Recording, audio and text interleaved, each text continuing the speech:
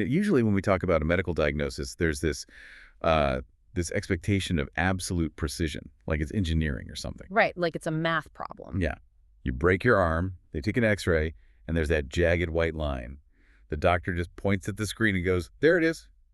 Problem identified. Exactly. It's very binary. It's either broken or not broken. We really like things to be visible and easily categorized because, well, it feels safe. But then you step into the world of nursing pharmacology, and it's like someone just totally smashed the x-ray machine. Oh, completely. It is the absolute definition of diagnostic muddy waters. Right. You're dealing with cascading side effects, paradoxical reactions, and, drugs that fix one organ while actively threatening another. It's just a massive web of interconnected risks. And frankly, that is exactly why pharmacology exams feel so intimidating. The questions are specifically designed to test whether you can navigate that murkiness and figure out the ultimate priority. Which is exactly why we are jumping straight into this absolute mountain of pharmacology material you've handed us for today's deep dive. We're talking GI medications, parasites, dermatology, systemic anti-infectives, the works. It's a lot, but we are going to break it down. Yeah, but we're not here to just recite a textbook at you.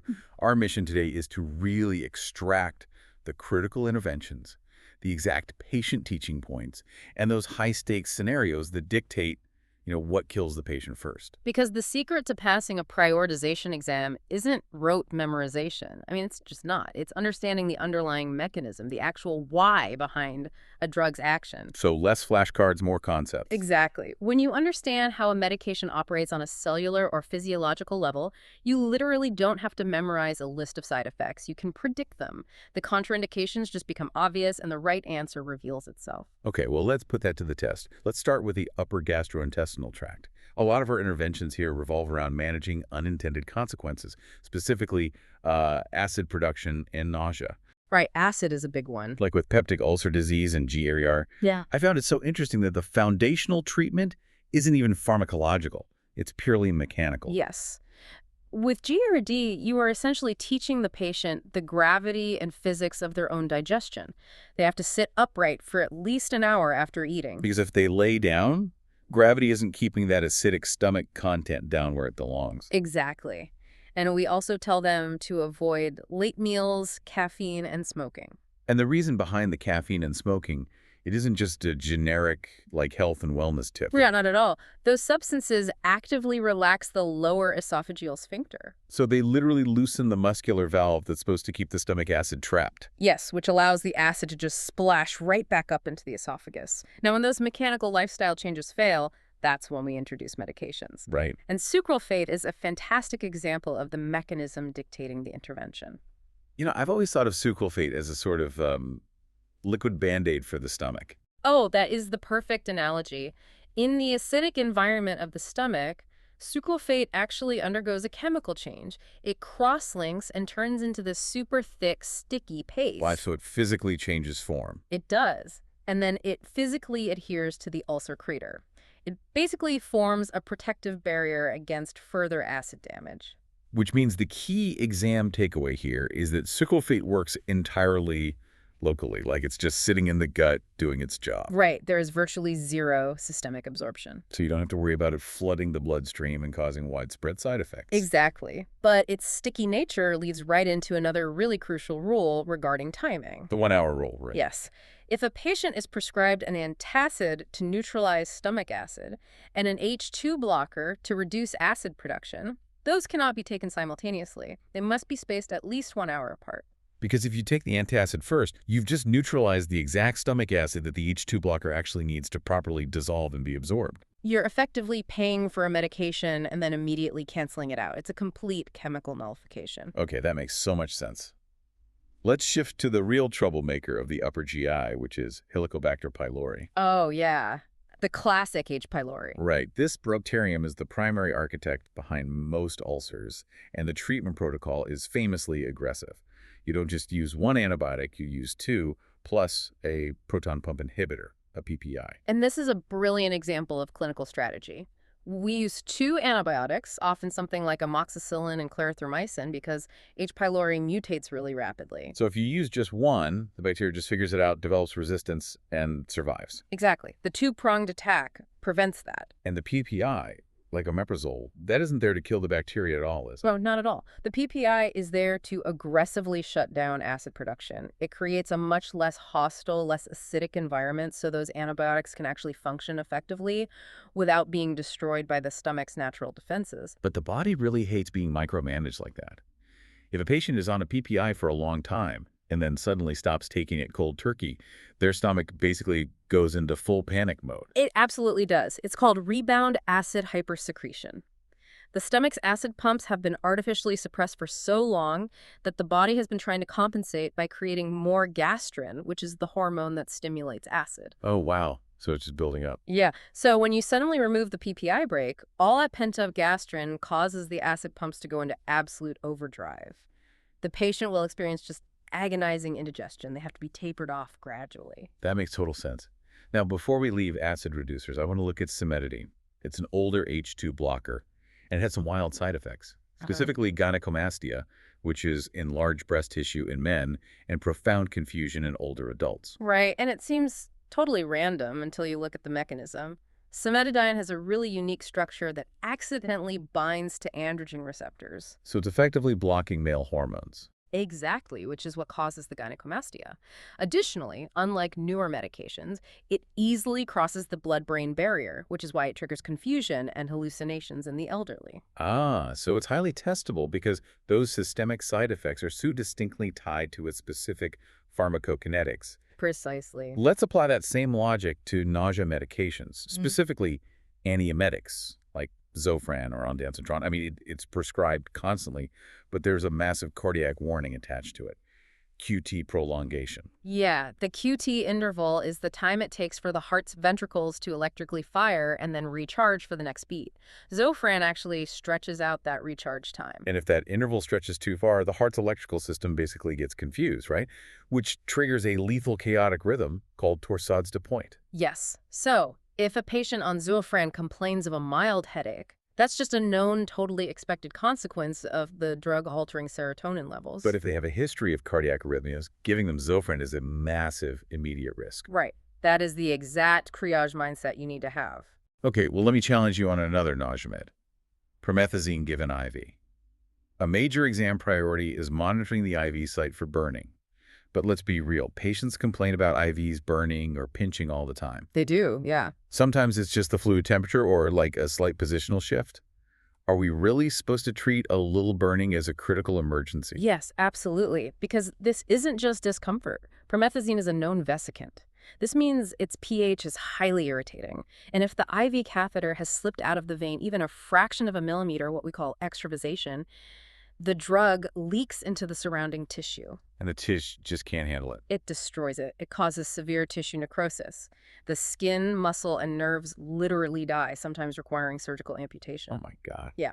So when a patient complains of burning with IV promethazine, you do not slow the drip, you do not chart it and walk away. You stop the infusion immediately. That is terrifying. But it perfectly highlights the difference between an expected side effect and a life-threatening complication. Let's trace this fluid balance issue further down to the lower GI tract. Moving from acid and nausea to laxatives. Right, the delicate line between relief and toxicity. Constipation is frequently misunderstood by patients, I think. They assume it's a schedule issue, like, I haven't had a bowel movement in 24 hours, therefore I am constipated. Exactly. But clinically, it's defined by consistency and effort. Hard, dry stools, severe straining, and having fewer than 3 bowel movements a week. And when we intervene, the physics of the laxative determines the strict rules we have to follow. Like with bulk-forming laxatives like psyllium, which are essentially hyperconcentrated dietary fiber. Right. They are highly hydrophilic. They just love water. When they reach the gut, they absorb surrounding fluids, swell up, and create a bulky, soft gel that triggers the intestines to contract and move things along. But the absolute critical intervention here is that the patient must drink a full, large glass of water with it. Yes, non-negotiable. Because if they swallow that powder dry, or just a sip, the psyllium will still try to swell. Right. It will absorb whatever trace moisture is in the esophagus or small intestine and turn into a solid, impenetrable cement block. Which creates a life-threatening physical obstruction. It is a mechanical failure. Now, contrast that with a patient on chronic opioids. Right. Totally different mechanism. Because opioids actively slow down peristalsis, meaning the stool sits in the colon way too long. And since the colon's primary job is to absorb water, the longer the stool sits, the more water is sucked out of it, leaving it hard as a rock. Which is why giving them more fiber really won't help. They need DocuSit, a stool softener. Exactly. It acts as a surfactant, basically lowering the surface tension of the stool, allowing water and fats to penetrate and moisturize it so it can pass without straining. Okay, so then we have the absolute red flag scenario. Renal patients. Patients with failing kidneys should never, under any circumstances, receive magnesium or phosphate-based laxatives. I always picture giving a magnesium laxative to a renal patient as trying to pour a bucket of water into a sink with a completely plugged drain. Healthy kidneys act as a highly efficient filtration drain, flushing out excess magnesium and phosphate into the urine. Right, but failing kidneys have a plugged drain. Exactly. The electrolytes have nowhere to go but to overflow directly back into the bloodstream. And that overflow results in severe hypermagnesemia or hyperphosphatemia. When magnesium levels spike, it acts as a central nervous system depressant. The patient's reflexes disappear, their breathing slows down, and eventually their heart goes into cardiac arrest. So for these patients, you bypass the electrolyte issue entirely. Yes, you use polyethylene glycol, or PEG, which is an osmotic agent that just holds water in the bowel without being absorbed systemically. That is a phenomenal breakdown. Okay. Now, there's one major exception in the laxative world that always trips people up. Lactulose, given to a patient with severe cirrhosis of the liver. The patient has a critically high ammonia level, let's say 218, and they are prescribed lactulose, but they aren't constipated. Why are we aggressively inducing diarrhea in a liver patient? Because we aren't using the lactulose to fix their bowels. We're using its chemical properties to save their brains. Save their brain. Yes. In severe cirrhosis, the liver can no longer convert toxic ammonia, which is a byproduct of protein breakdown, into harmless urea. That ammonia builds up in the blood, crosses the blood-brain barrier, and causes hepatic encephalopathy. Which means severe confusion, tremors, and eventually a coma. Exactly. So how does the laxative actually fix the brain? So lactulose breaks down in the colon into acids. This lowers the pH of the gut, making it acidic. That acidic environment essentially reaches into the bloodstream, pulls the ammonia molecules into the colon, and converts them from NH3 to NH4+. So it adds an ion. Exactly.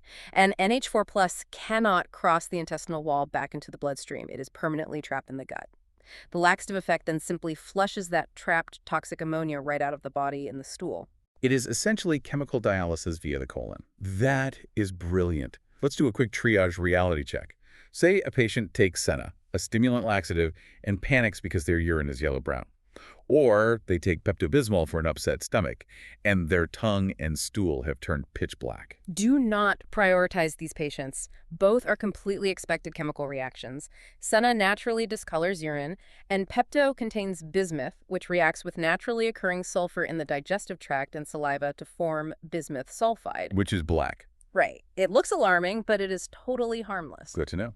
So far, we've talked about our organs misbehaving. But what happens when the disruption comes from an outside invader? That brings us to anti-infectives, parasites, and arguably the strictest rule in nursing pharmacology. Metronidazole, commonly known by its brand name, Flagyl. It is our heavy hitter for anaerobic bacteria and protozoal infections like Giardia, which is that miserable greasy diarrhea you get from drinking contaminated stream water. And the golden rule of Flagyl: absolutely no alcohol.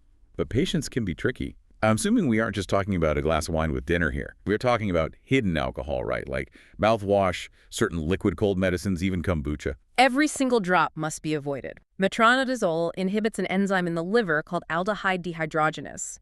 If you consume alcohol while taking it, your body can't break down the alcohol properly, leading to a massive buildup of a toxic compound called acetaldehyde. This causes the disulfiram-like reaction. Yes.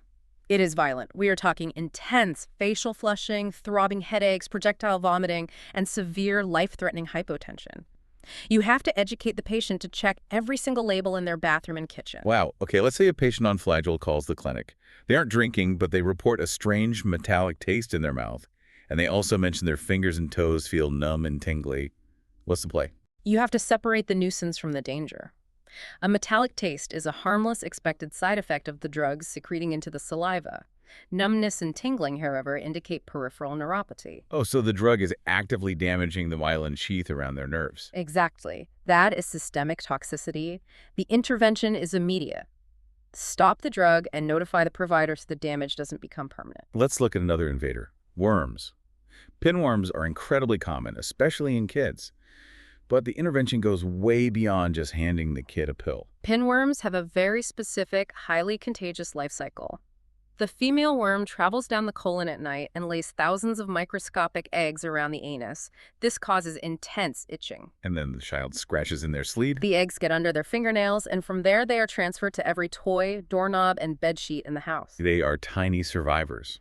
They can survive on surfaces for weeks. So if you only treat the infected child, they will literally just reinfect themselves the next day. The crucial exam teaching is that the entire household must be treated simultaneously, and all linens, pajamas, and towels must be washed in extremely hot water to destroy the eggs. Compare that to hookworms. Hookworms don't just hang out, they literally bite into the intestinal wall and suck blood. So logically, your priority assessment for a hookworm patient isn't just looking for digestive upset. You are assessing for profound iron deficiency anemia, pale skin, extreme fatigue, shortness of breath. Exactly. You are treating the collateral damage of the bite. Which brings up a fascinating mechanism with trichinosis. You get it from eating undercooked, infected pork. The treatment protocol includes anti-worm medication, but also prednisone, a powerful steroid. I've always found that counterintuitive. Why would we intentionally suppress the immune system of someone who's actively fighting a parasitic infection? Shouldn't we let the body fight? If we let the body fight this specific battle, the patient might die from friendly fire. Trichinosis larvae don't stay in the gut.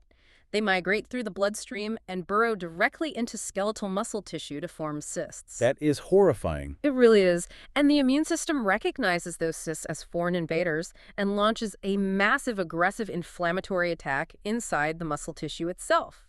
That extreme inflammation causes agonizing pain and can damage critical muscles, including the heart. So the prednisone isn't there to kill the worm, it's there to suppress the immune system just enough to prevent the body's own inflammatory response from causing lethal, irreversible muscle damage. It's all about mitigating the systemic collateral damage. Let's scale that idea up to a global level. Malaria. It's a systemic protozoal infection that requires incredibly powerful, highly toxic medications. Chloroquine is the standard prophylactic and treatment drug, and preventing malaria relies on the rule of 3. You must take the medication before your trip, during your time in the endemic area, and for a specific period after you return home. That after part is where patients always mess up, right? They land at the airport, assume they are safe, and throw the pills away. But what's actually happening inside the body if they do that?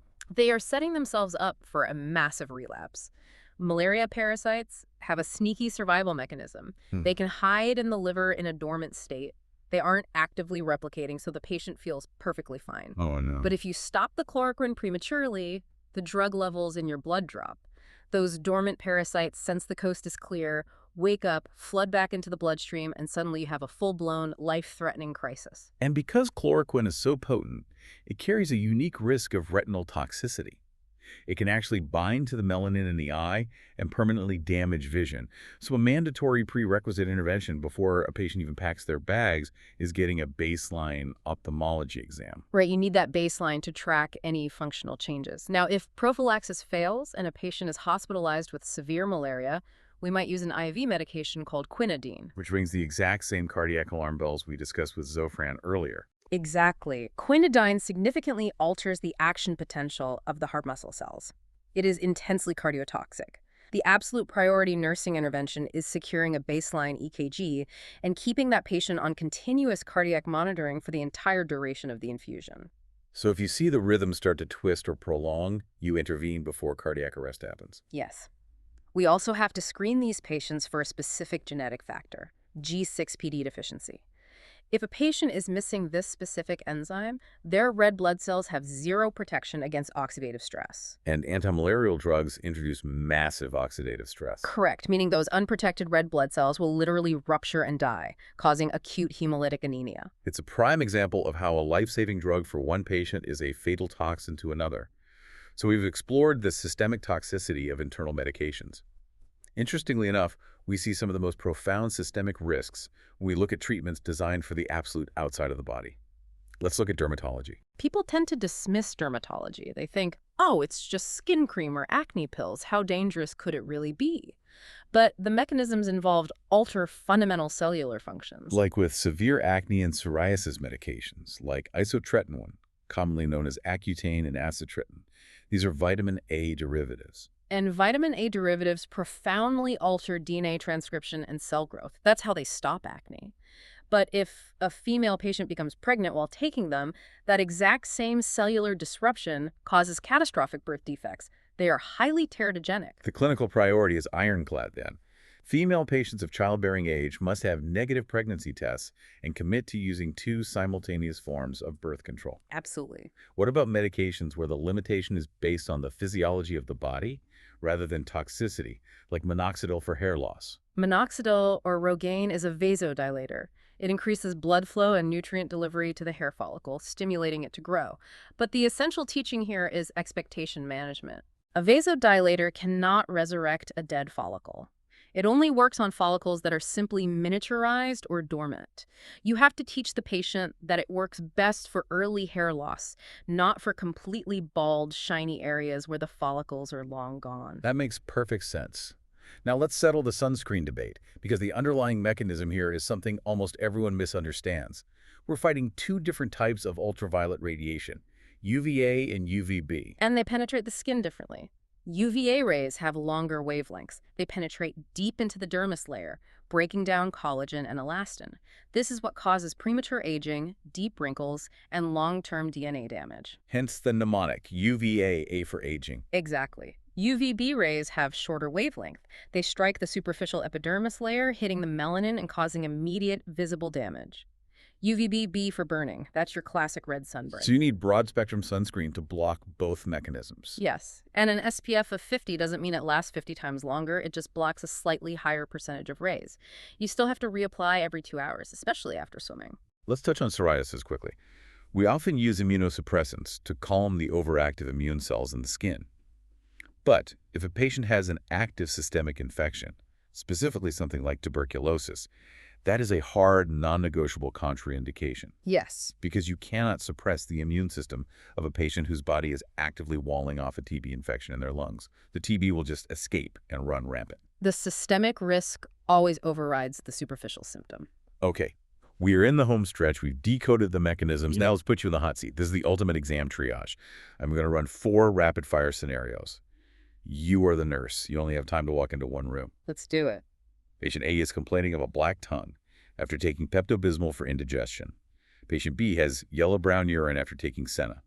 Patient C is resting but reports a dull headache after an IV push of Zofran. Patient D is receiving an IV infusion of promethazine and hits the call bell because the IV site is burning. Who do you see first? Without hesitation, patient D, the IV promethazine. Walk me through the clinical logic. Why are the others safe to ignore for now? It comes back to recognizing expected outcomes versus lethal mechanisms. Bismuth reacting with sulfur to cause a black tongue. Expected.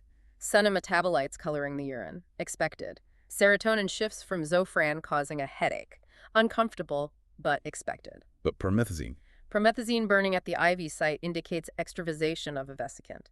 If you do not walk into that room this exact second and stop that infusion, that chemical is actively dissolving their tissue, causing permanent necrosis. It is the only scenario where immediate intervention prevents irreversible harm. Beautifully reasoned. Let's do 3 more quick what kills them first concepts.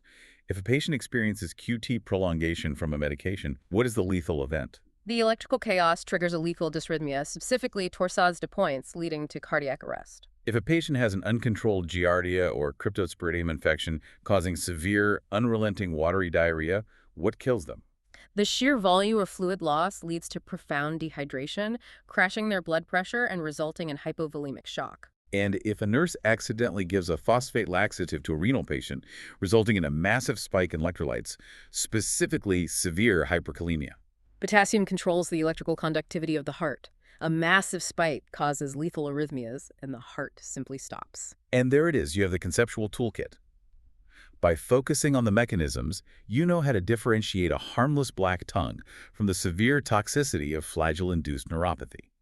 You know why psyllium turns to concrete without water, and why suppressing acid with a PPI requires a careful taper. When you understand the cellular physics of sucralfate or the ion-trapping chemistry of lactulose, the exam questions stop feeling like arbitrary tricks. They become logical puzzles that you already hold the answer key for. Exactly. Now, before you dive back into your study, guys, I want to leave you with one final thought.